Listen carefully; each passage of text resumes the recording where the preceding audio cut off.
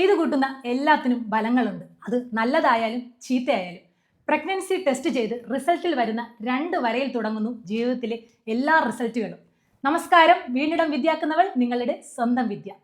ആ 2 വരയിൽ തുടങ്ങുന്ന സന്തോഷം ലേബർ റൂമിന്റെ വാതിൽ വരെ അങ്ങോട്ട് നീളും. അവിടെ നിന്ന് കുഞ്ഞ് ആണാണോ പെണ്ണാണോ എന്നുള്ള റിസൾട്ടും കാത്ത് പിന്നെ അങ്ങോട്ട് റിസൾട്ടുകളുടെ ഒരു ഘോഷയാത്ര തന്നെയല്ലേ. പണ്ട് പരീക്ഷ എഴുതി കഴിഞ്ഞാൽ പരീക്ഷ എഴുതിയ നമ്മളെക്കാളും ടെൻഷനായിരിക്കും നമ്മുടെ ബന്ധുക്കൾക്ക്, നാട്ടുകാർക്ക്. റിസൾട്ട് അറിയണേൻ്റെ അന്ന് സൈറ്റിലൊന്ന് കയറി നോക്കാൻ നോക്കിയാൽ സെർവർ മൊത്തം ഡൗൺ ആയിരിക്കും. നമ്മളെക്കാൾ മുമ്പ് നമ്മളുടെ റിസൾട്ട് അറിയാൻ കയറിയ ബന്ധുക്കളുടെ ബഹളമായിരിക്കും. ഇവനെങ്ങാനും ഇനി ജയിച്ചു പോകുമോ ഭഗവാനേ എന്നുള്ളൊരു പേടിയാണ്. ഇനി മാർക്ക് കിട്ടിക്കഴിഞ്ഞാൽ പിന്നെ അങ്ങോട്ട് കമ്പയർ ആണ്. 60% മാർക്ക് കിട്ടിയാൽ ഞാൻ ഹാപ്പി ആയിരിക്കും. പക്ഷെ അപ്പുറത്തെ സുഷമേര മോക്ക് 70% മാർക്ക് കിട്ടിയെന്നും പറഞ്ഞ് അമ്മേരെ വെപ്രാളം. നിനക്ക് എന്തിൻ്റെ കുറവാണ് ഇവിടെയെന്ന്. എനിക്ക് മാർക്ക് കിട്ടാത്തതിലല്ല, ആ സുഷമേര മോക്ക് കിട്ടിയതിലാണ് അമ്മേരെ വിഷമം. കൂട്ടത്തിൽ ഒരു ഡയലോഗ്, അച്ഛൻ ഇനി നാട്ടുകാരുടെ മുഖത്ത് എങ്ങനെ നോക്കുമെന്ന്. അച്ഛൻ്റെ SLC ബുക്ക് കണ്ടിട്ടുണ്ടോ? ലെഡ്ജറാണെന്ന് നമുക്ക് തോന്നിപ്പോകും. അമ്മേരെ SLC ബുക്ക് ഇതുവരെ കണ്ണുമ്പേ കാണാത്തോണ്ട് 210ന്റെ അപ്പുറത്തോ ഇപ്പുറത്തോ ഒന്നും ഇതുവരെ അറിയാൻ പറ്റിയിട്ടില്ല. ഇപ്പൊ പിന്നെ ഫുള്ള് A+ ആണല്ലോ. അതറിയാൻ ആർക്കും വലിയ താല്പര്യമൊന്നുമില്ല. കാരണം അതിനെപ്പറ്റി വലിയ ധാരണ ഇല്ലാത്തതുകൊണ്ടാണ്. മക്കളെ റിസൾട്ട് വന്നോ എത്രയാന്ന് ചോദിച്ചാൽ 3 A+, 2 A, 10 B+ എന്ന് പറയുമ്പം എന്നും പറഞ്ഞ് വായും പൊളിച്ച് നിൽക്കും. അതും കൊണ്ട് നേരെ അപ്പുറത്തെ മതിലോട്ട് ഓടൂല. വിദ്യാഭ്യാസ വകുപ്പിനെ കൊണ്ട് അങ്ങനൊരു ഉപകാരമുണ്ട്. പിന്നെ ലൈഫിൽ മെഡിക്കൽ റിസൾട്ടിന് വേണ്ടിയിട്ടുള്ള കാത്തിരിപ്പാണ്. ചില പ്രാർത്ഥനകൾ സമയവും കാലവും തെറ്റിയാണ് മറുപടി ലഭിക്കണേ. മറ്റേ പവിത്ര സിനിമയിൽ മൂത്ത മോനൊരു കുട്ടി ഉണ്ടാവണേ എന്ന് പ്രാർത്ഥിച്ചപ്പോൾ നമ്മുടെ ചേട്ടച്ചനായതുപോലെ 10ാം ക്ലാസ്സിൽ പഠിച്ചിരുന്നപ്പോൾ ഫുൾ A+ കിട്ടണേന്നൊന്ന് പ്രാർത്ഥിച്ചത് 40ാമത്തെ വയസ്സിൽ മെഡിക്കൽ റിപ്പോർട്ട് വന്നപ്പം sugar A+, cholesterol A+, BP A+. ചില റിസൾട്ടുകൾ കാലം തെറ്റി U-ടേൺ അടിച്ചു വരും. ഇതൊരു പ്രപഞ്ച സത്യവും. ഇപ്പോൾ നമ്മൾ ഏറ്റവും വലിയ റിസൾട്ടിന് വേണ്ടിയിട്ടുള്ള കാത്തിരിപ്പാണ്. May 4 election result. Pregnancy result നമുക്ക് സന്തോഷവും നേട്ടവും തരും. പരീക്ഷാ റിസൾട്ട് നമുക്ക് അറിവും ഉയർച്ചയും തരും. മെഡിക്കൽ റിസൾട്ട് നമുക്ക് പേടിയും ആശ്വാസവും തരും. പക്ഷേ ഇലക്ഷൻ റിസൾട്ട് നമുക്ക് അടുത്ത 5 വർഷം കുലുങ്ങി ചിരിക്കാനുള്ളത് ചിരിച്ചുകൊണ്ടിരിക്കുമ്പം ഇടയ്ക്കിടയ്ക്ക് 8ന്റെ പണിയും തരും. സർവേ ഫലം എന്ന് കേട്ടിട്ടുണ്ടോ? അടിപൊളി കോമഡിയാണ്. പണ്ട് ഗർഭിണിയായ ഒരു പെണ്ണിൻ്റെ വയറ് നോക്കി അമ്മായിമാർ കുഞ്ഞാണാണോ പെണ്ണാണോ എന്ന് പറയും പോലെ. ഒരു കുഴപ്പമില്ല. അവരാണാണെന്ന് പറഞ്ഞിട്ടുണ്ടോ കൊച്ചു പെണ്ണായിരിക്കും. അവർ പെണ്ണാണെന്ന് പറഞ്ഞോ കൊച്ചാണായിരിക്കും. ഇടയ്ക്ക് അമ്മായിമാരെ കണ്ണ് വെട്ടിച്ച് കുറച്ച് ഇരട്ടകളും ഇങ്ങോട്ടങ്ങ് പോകും. അതുപോലെ സർവേ ഫലം കാത്തിരിപ്പുണ്ട്. നമ്മുടെ പാർട്ടിക്ക് അനുകൂലമായാണ് സർവേ ഫലമെങ്കിൽ ഉയർന്ന ചിന്താഗതി, നേരിനൊപ്പം ഉയർന്ന വിശകലനം അങ്ങോട്ടങ്ങ് നീണ്ടുപോകും. എന്നാൽ നമ്മുടെ പാർട്ടിക്ക് നേരെ എതിരായിട്ടാണെങ്കിൽ അവ ഉടായിപ്പേ മറ്റേ പാർട്ടിയിൽ നിന്ന് കാശ് വാങ്ങിയിട്ടുണ്ടെന്ന്. തനിക്ക് നേട്ടമുള്ളതെല്ലാം ശരിയും കോട്ടമുള്ളതെല്ലാം തെറ്റുമായിരിക്കും. അല്ലെങ്കിലും നേരിനെ ഭയമുള്ളവരാണല്ലോ അരങ്ങ് വാഴുന്നത്. റിസൾട്ട് വരുന്ന ദിവസം ജയിക്കാൻ ചാൻസ് ഉള്ള സ്ഥാനാർത്ഥിയുടെ ഫ്രണ്ടിൽ കുറച്ച് പടക്കവും ഒരു പെട്ടി ലഡുവും കൊണ്ടങ്ങ് വയ്ക്കും. 11 മണിയാകുമ്പോൾ വോട്ടിങ്ങിൽ ചെറിയ ഏറ്റക്കുറച്ചിലുകൾ കാണുമ്പോൾ ആ പെട്ടിയിലോട്ടൊന്ന് നോക്കും.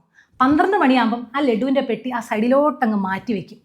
റിസൾട്ടിൽ തോറ്റു എന്നുള്ളത് ഉറപ്പാക്കി കഴിഞ്ഞാൽ പതുക്കെ അതിൽ നിന്നൊരു ലഡു എടുത്ത് കഴിക്കുമ്പം നല്ല കയ്പായിരിക്കും.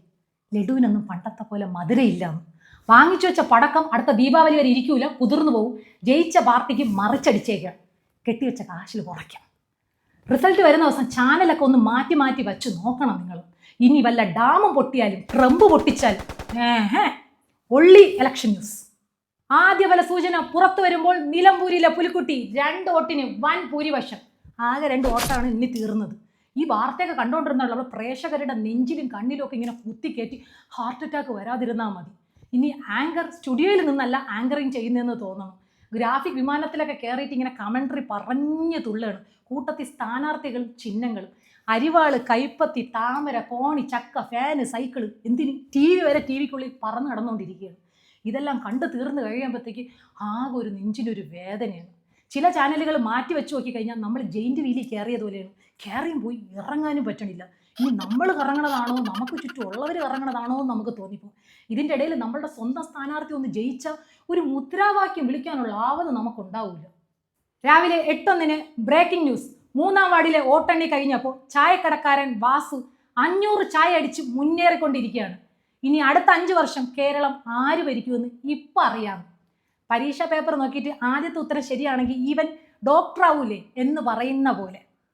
ഇനി ചാനലുകൾ വെച്ച് കാണുമ്പോൾ സ്വന്തം ചാനലുകൾ മാത്രം വെച്ച് കാണണമെന്ന് പറഞ്ഞത് സ്വന്തം സ്ഥാനാർത്ഥി മറ്റ് സ്ഥാനാർത്ഥിയുടെ അടിയിൽ ഒരു 10,000 വോട്ടിന് താഴെയാണെങ്കിൽ അത് ഇഞ്ചോടിഞ്ച് പോരാട്ടമായിരിക്കും. 2 വോട്ടിനെങ്കിലും മേലെ കയറി കഴിഞ്ഞാൽ അത് വൻ കുതിപ്പായിരിക്കും. ഇത് നമ്മളുടെ സ്വന്തം ചാനലുകളിൽ മാത്രം. അബദ്ധത്തിൽ വേറെ എങ്ങാനും ചാനൽ വെച്ച് നമ്മൾ കണ്ടുപോയാൽ നമുക്ക് ഹാർട്ട് അറ്റാക്ക് ഉറപ്പ്. വേറെ കേൾക്കാം, വിശ്വാസ കേന്ദ്രത്തിൽ നിന്ന് കിട്ടിയ ഏറ്റവും വലിയ ഇൻഫർമേഷൻ. ഏതാണ് ഈ വിശ്വാസ കേന്ദ്രം? രാവിലെ റിസൾട്ട് അറിയുന്ന ദിവസം നേരം വെളുക്കുന്നതിന് മുമ്പ് തുള്ളി വെള്ളം പോലും കുടിക്കാതെ മൈക്കും കൊണ്ടുപോയി വോട്ട് നിന്ന സ്ഥലത്ത് നിന്നിട്ട് കേരളം മുന്നേറുകയാണ്, കേരളം മുന്നേറുകയാണ്, നിങ്ങളിത് കാണുക എന്നും പറഞ്ഞ് വിളിച്ചു പോകുന്ന ക്യാമറാമാൻ വേണുവിനൊപ്പം വേണുകയാണ് ഈ വിശ്വാസ കേന്ദ്രം. വൈകിട്ട് റിസൾട്ട് അറിയും, ആര് ജയിച്ചു ആര് തോറ്റു എന്ന്. സോറി, തോറ്റതല്ല, ജനവിധി മാനിച്ച് അങ്ങോട്ടൊന്ന് മാറിയിരുന്നതാണെന്ന്.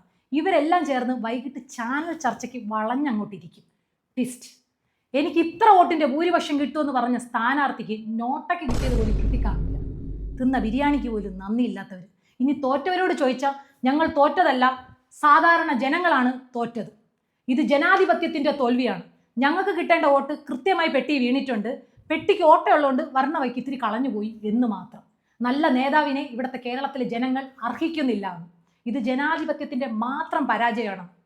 പരീക്ഷ തോറ്റപ്പം ക്വസ്റ്റ്യൻ പേപ്പറിന് എന്നെ ഉൾക്കൊള്ളാനുള്ള വിവേകമില്ലാന്ന് ഒരു കുട്ടി പറയുന്ന പോലെ തോന്നിപ്പോയി.